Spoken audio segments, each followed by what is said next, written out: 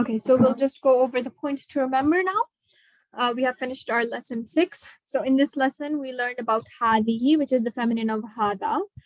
And just like Hada, it's pronounced with an alif, Hazihi, but we don't write the alif, okay? Just like Hada. So we say Hada and Hazihi, but we do not write any alif here. So in an example, it would be Hada waladun, this is a boy, wa hadihi bintun, and this is a girl. So the next point is that nouns and adjectives are made feminine by adding a ta marbuta, okay? This one, this is called a ta marbuta at the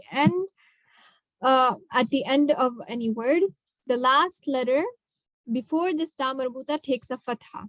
So mudarrisun, here you can see that the ra has a kasra. When this is a feminine, it will be mudarrisatun, and this mudarrisatun. Sorry, once more. Mudarrisun. Here the sin has a dhamma. When we add a ta marbuta, this will become a fatha. Okay, the ra will remain the same. Mudarrisatun and mudarrisun. It's just the letter right before the ta marbuta will take a fatha. So the sin will take a fatha. Some nouns have a separate form for feminine. So not everything will get a ta marbuta. For mudarrisun, it's mudarrisatun. Tabibun, tabibatun. But for some other words like son, ibnun, it's not ibnatun. Ibnun, the feminine of that is bintun.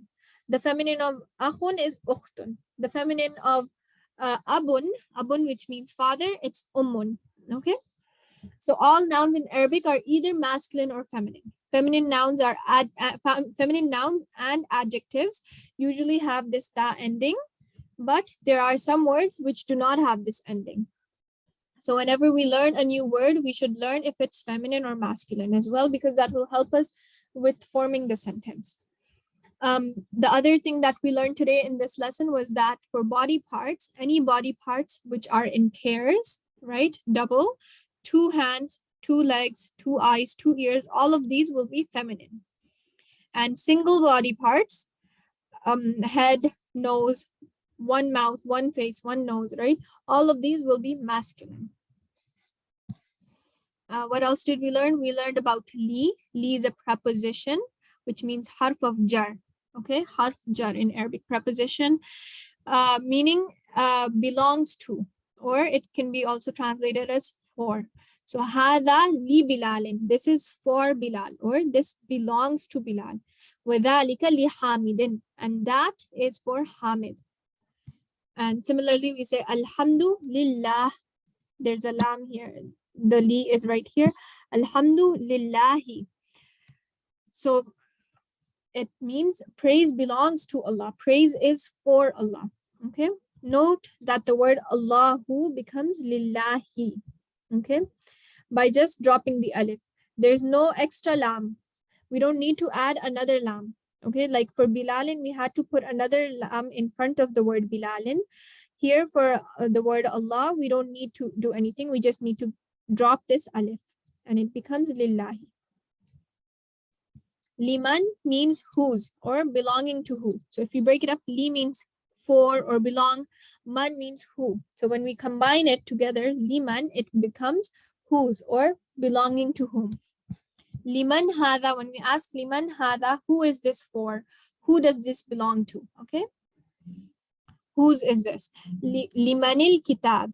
Limanil kitab. Whose is the book? Okay. Or who is this book for? Note that man becomes mani when followed by al. So this is just to join it. So it's easier to pronounce when we're saying, if we say liman al kitab, that becomes a little bit more difficult than saying limanil kitab. Okay, so this kasra here is for joining. And also this kasra comes because of this lam, right? This lam is a harf of jar, so it will give the next word a kasra. Aydan means also. We read about aydan. Hada jamilun. وَذَلِكَ أَيْضًا جَمِيلٌ. This is beautiful and that is also beautiful. And the new word we learned was jiddan, which means very. هَذَا كَبِيرٌ جِدًّا. This is very big. Okay, so that was it for lesson number 6. That was a pretty short lesson. We just learned about Hazihi, and we saw a few examples of mudaf and mudaf ilayh as well. Are there any questions? Does anyone have any questions? You can type in the chat box. We still have a few minutes left. For lesson number 7, I think we will just be practicing a little bit more about masculine and feminine. Yeah, so lesson 7 is also not too long.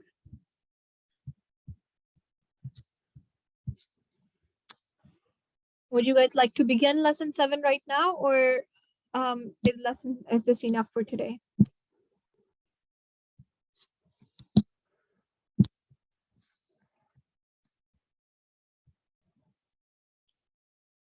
Okay, I think what we can do is end it here actually, and just make sure to do your homework. Homework would be to go over the exercises, okay, and do all of these exercises. I think it was only a few, and they were very simple and easy exercises. So make sure that you write them down and send them to your group coordinators, okay? Does anyone have any questions?